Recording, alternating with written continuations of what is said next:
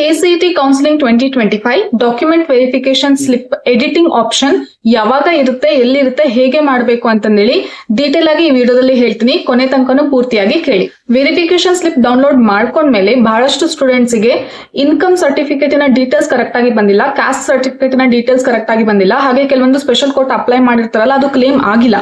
So ಇಂಥವ್ರೆಲ್ಲ ಏನ್ ಮಾಡ್ಬೇಕು ಅಂತಂದ್ರೆ ಇವತ್ತು 27th ಜೂನ್ KEA ವೆಬ್ಸೈಟ್ ಅಲ್ಲಿ ಒಂದು ನೋಟಿಫಿಕೇಶನ್ ಬರುತ್ತೆ ಸ್ಲಾಟ್ ಬುಕ್ ಮಾಡ್ಕೊಳ್ಳಕ್ಕೆ. ಯಾಕಂದ್ರೆ ಇದು ಎಡಿಟಿಂಗ್ ಆಪ್ಷನ್ ಆನ್ಲೈನ್ ಇರಲ್ಲ, ಆಫ್ಲೈನ್ ಇರುತ್ತೆ. ಸೊ KEA ಮೇನ್ ಆಫೀಸ್ ಇದೆಲ್ಲ ಬೆಂಗಳೂರು ಮಲ್ಲೇಶ್ವರಂ, ಅಲ್ಲಿ ಹೋಗ್ಬಿಟ್ಟು ನೀವು ಡಾಕ್ಯುಮೆಂಟ್ ವೆರಿಫಿಕೇಶನ್ ಕರೆಕ್ಷನ್ ಪ್ರೊಸೆಸ್ ಮಾಡ್ಕೋಬೇಕಾಗುತ್ತೆ. ಸೊ ಸ್ಲಾಟ್ ಬುಕಿಂಗ್ ಲಿಂಕ್ ನ ಓಪನ್ ಮಾಡ್ಬಿಟ್ಟು ನೀವು ಅಲ್ಲಿ ಬುಕ್ ಅಪಾಯಿಂಟ್ಮೆಂಟ್ ನ ಬುಕ್ ಮಾಡ್ಕೊಂತೀರಾ. ಯಾವ ಡೇಟಿಗೆ ಯಾವ ಟೈಮಿಗೆ ಬರಬೇಕು ಅಂತಂದೇಳಿ ನಿಮಗೆ ಒಂದು ಸ್ಲಿಪ್ ಡೌನ್ಲೋಡ್ ಆಗುತ್ತೆ, ಕ್ರಿಯೇಟ್ ಆಗುತ್ತೆ.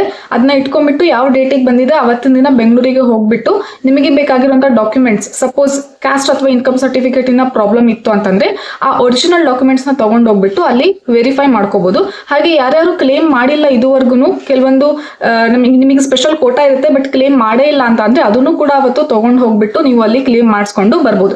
ನೆನಪಿರ್ಲಿ, ಒರಿಜಿನಲ್ ಡಾಕ್ಯುಮೆಂಟ್ಸ್ ಅವತ್ತು ತಗೊಂಡು ಹೋಗ್ಬೇಕು. ಸೊ ಜುಲೈ ಫಸ್ಟ್ ವೀಕಿಗೆ ನಿಮಗೆ ಆಫ್ಲೈನ್ ವೆರಿಫಿಕೇಶನ್ ಇನ ಡೇಟ್ಸ್ ಬರುತ್ತೆ. ಸೊ ಹಾಗಾಗಿ ಇವತ್ತು ನೋಟಿಫಿಕೇಶನ್ ಬಂದಿದ ತಕ್ಷಣ ಚೆಕ್ ಮಾಡ್ಕೊಳ್ಳಿ. ಹಾಗೆ ನನ್ನ ಸ್ಟೋರಿಯಲ್ಲಿನೂ ಕೂಡ ಅಥವಾ ಟೆಲಿಗ್ರಾಮ್ ಚಾನಲ್ ಅಲ್ಲಿನೂ ಕೂಡ ಆ ಲಿಂಕ್ ನಾನು ಪ್ರೊವೈಡ್ ಮಾಡ್ತೀನಿ. ಅದನ್ನ ಕ್ಲಿಕ್ ಮಾಡಿಬಿಟ್ಟು ನೀವು ಸ್ಲಾಟ್ ಬುಕಿಂಗ್ ಮಾಡ್ಕೊಳ್ಳಿ.